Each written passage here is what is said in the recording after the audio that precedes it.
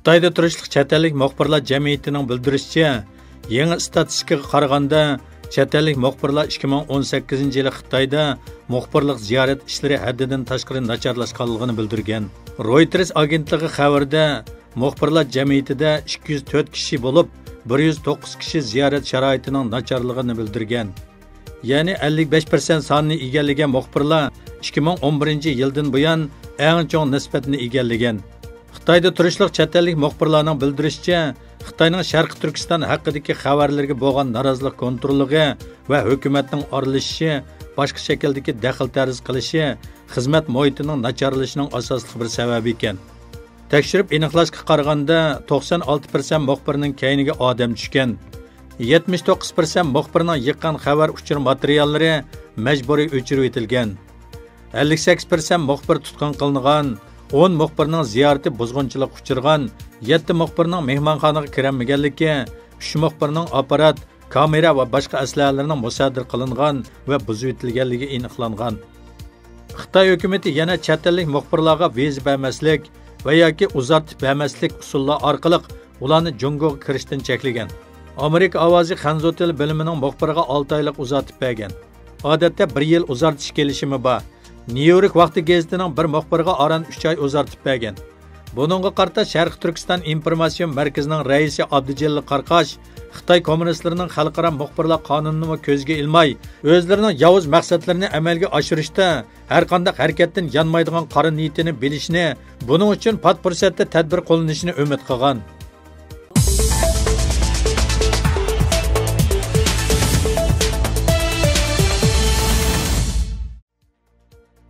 Sharq Turkistondagi lagerlar masalasi xalqaroning kuchli inkosini qo'zg'ayotganda, Xitoy hukumatı lagerlar va buningga munosabatli Uyg'urlarni bostirish harakatini oqlash uchun faol harakatga o'tdi. Buning dastlabki qadami sifatida ular o'tgan yilning oxiri va bu yilning 5-ida Pokiston, Hindiston, Indoneziya qatorliq 12 davlatning diplomatlarini, shuningdek bir qism muxbirlarni Qashqar, Xotan, Otish qatorliq shaharlardagi qayta tarbiyalash markazlarini ziyorat qilishga tashkilladi.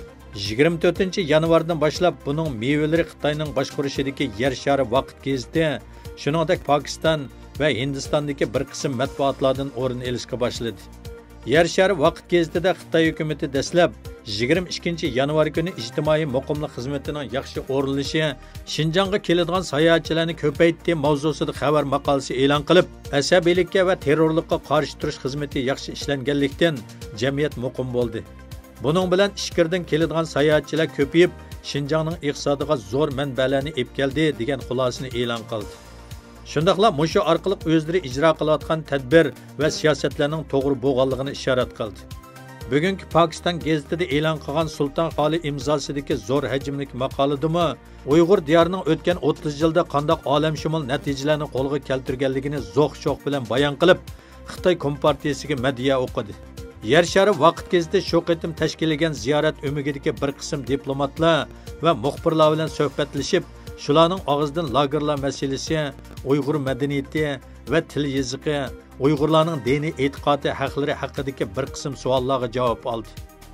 Hindiston vaqt gazeti bu masalalar haqida maxsus muloyiza maqolasi e'lon qilib, nuqtali holda Pokiston diplomatlarining shu qitimqi ziyoratdan keyin Xinjiangdagi madaniyat yoki diniy e'tiqod sohasida hech qanday bostirish mavjud emaskan degan xulosaga kelganligini bayon qildi.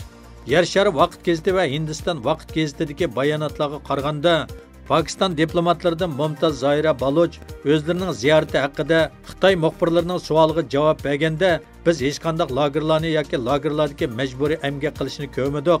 Diniy e'tiqod haqlarimiz shuncha keng ekan, masjidlarda Qur'on Karimning Uyg'urcha tarjimasini ko'rdik degan. U yana til haqida so'z qilib, madaniyat jihatda Uyg'urlar o'z til yozig'i orqali Uyg'urlarning mavjudligini ifoda qilib yetibdi degan. Hamda Uyg'ur tilining ma'rif sohasida ma'ni qilinganligini tilga olmagan. Qur'on Karimni Uyg'ur tiliga tarjima qilgan diniy olim Muhammad Salih Damullamning ana shunday lagerlarning birida shahid bo'lganligini texmo tilga olmagan. Xitoy hukumatining sizgan sig'idan chiqmay kelayotgan Pokistondagi bir qism musulmon davlatlari G'arb axborotlari Uyg'urlar haqida o'ydirma ma'lumot tarqatmoqda deb bas-basda xabar yozayotganda, Amerikadagi mashhur islom ulamolaridan 100 ga yaqin kishi, jumladan Shayx Yasir Qozi, Adamis markazining bosh imomi Imom Majid qatorliqlar birlashma murojaat e'lon qildi. Murojaatnomada Xitoy hukumatining Uyg'urlarni bostirishi hamda lagerlarga qamishi, shuningdek Uyg'urlarning madaniyat va til yozig'ini qarab qilishi qattiq tanqidlandi.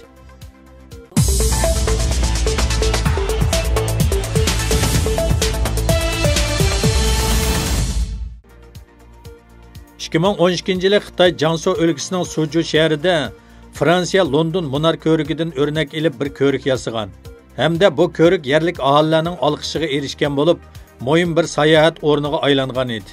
Lekin yerlik hukumatning o'tgan yili sentabrda 21 million yuan xalq puli sarf qilib, mazkur ko'rikni qaytadan yasashni qaror qilgan. Ko'rikning 4 munarini hamda Yevropa tusini olgan qismini so'kib ilayotgan.